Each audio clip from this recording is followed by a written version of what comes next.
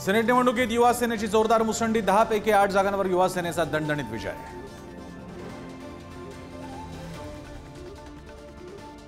उपमुख्यमंत्री देवेंद्र फडणवीस यांच्या मंत्रालयातील कार्यालयात तोडफोड करण्याचा प्रयत्न, महिलेकडून नावाच्या पाटीची मोडतोड करत घोषणाबाजी, महिलेच्या घरी दाखल होत पोलिसांकडून चौकशी सुरू।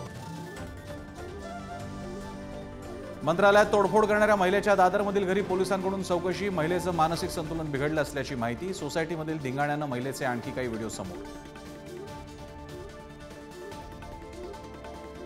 विदर्भ मराठवाड्यानंतर अमित शहांच्या टार्गेटवर मुंबईसाठी अमित शहांचे विशेष प्लॅनिंग, स्वतः घेणार डेंजर झोनमधील मतदारसंघांचा आढावा। अक्षय शिंदेचा मृतदेह पुरण्यासाठी जागा उपलब्ध करून द्या, हायकोर्टाचे राज्य सरकारला आदेश, तर हायकोर्टाच्या आदेशाचं पालन करणार, उपमुख्यमंत्री फडणवीसांची प्रतिक्रिया। केंद्रीय निवडणूक आयोग 2 दिवस महाराष्ट्र दौऱ्यावर, मुंबईत राजकीय पक्षांच्या पदाधिकाऱ्यांसोबत बैठक संपन्न, उद्या केंद्रीय निवडणूक आयोगाची पत्रकार परिषद। धर्मवीर 3 सिनेमाची स्क्रिप्ट मी लिहीन तेव्हा अनेकांचं पितळ उघडं पडेल, उपमुख्यमंत्री देवेंद्र फडणवीसांचं वक्तव्य, तर फडणवीसांनी औरंगजेबावर सिनेमा बनवावा, संजय राऊतांचा टोला।